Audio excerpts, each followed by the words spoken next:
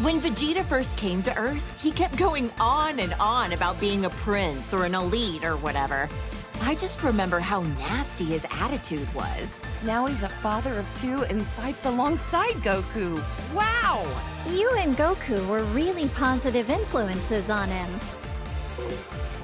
I'm so glad Trunks doesn't have a tail. If they both turned into this thing, my house would be in shambles. Now that you mention it, Vegeta doesn't have a tail. I heard that he used to, though. That's because Yajirobe sliced it off back when Vegeta was fighting with Gohan. Bulma, remind me, was this around the time he started living with you? That's right. He just seemed so lonely. I couldn't help but want to take care of him.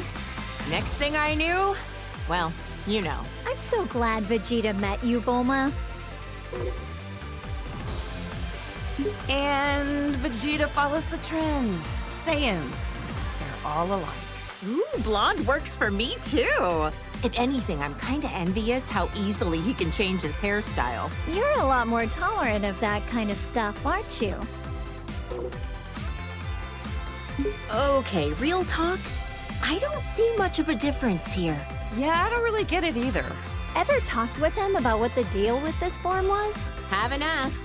Even if I did, I doubt he'd say a word about it. I remember this time. You should have seen how elated Vegeta was when he heard Goku was allowed to come back to life for one day for the tournament.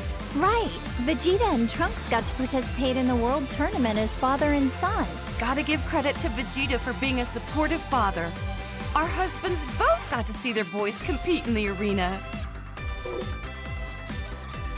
By this time, Vegeta had become very used to being in his Super Saiyan form on a regular basis. Man, Vegeta's a hard worker.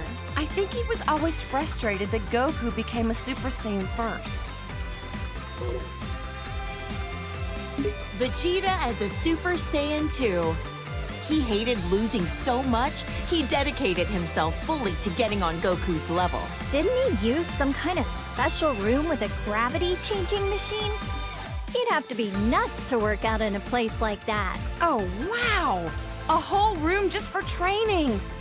Rich people's houses, am I right? This was when Vegeta's power was enhanced by Babidi. I couldn't believe he wanted to go back to being his old evil self for a time. Hey, something's written on his forehead. I wonder what the M stands for. Some kind of new fashion trend? Beats the heck out of me! I remember that time Vegeta stood up to Beerus at your birthday party. What a man! Good on him! Stop, I'm blushing. I guess everyone's opinion has kinda changed of Vegeta. Even mine. He's a lovely husband. I admit, though, I never expected him to be so good at cooking. Vegeta still has some serious anger problems. He needs to chill out and think about how he's influencing our kids. Just when I was giving him credit for being a good father and a dedicated husband, he goes and becomes a delinquent too. He is a good parent, though. I'm the breadwinner of our household, but we're safe and sound because of him.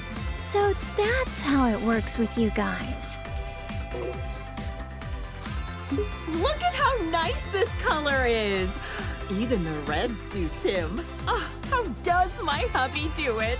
To become a Super Saiyan God, you need to gather 6 different Saiyans. Considering how few living Saiyans there are, thank goodness for our little pan. Super Saiyan God. Super Saiyan? I don't really get it, but I've heard it's super strong. A blue-haired punk. He and Goku both discovered this look around the same time. I've heard this transformation uses up less energy and allows you to better control the power you exert with a calm mind.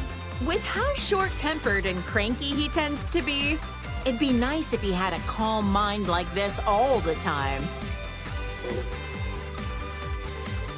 Huh, what do you think? Pretty wild and cool looking, isn't he? You're telling me that's Vegeta? You've got to be kidding. They look kind of similar, I guess. Hard to tell, though.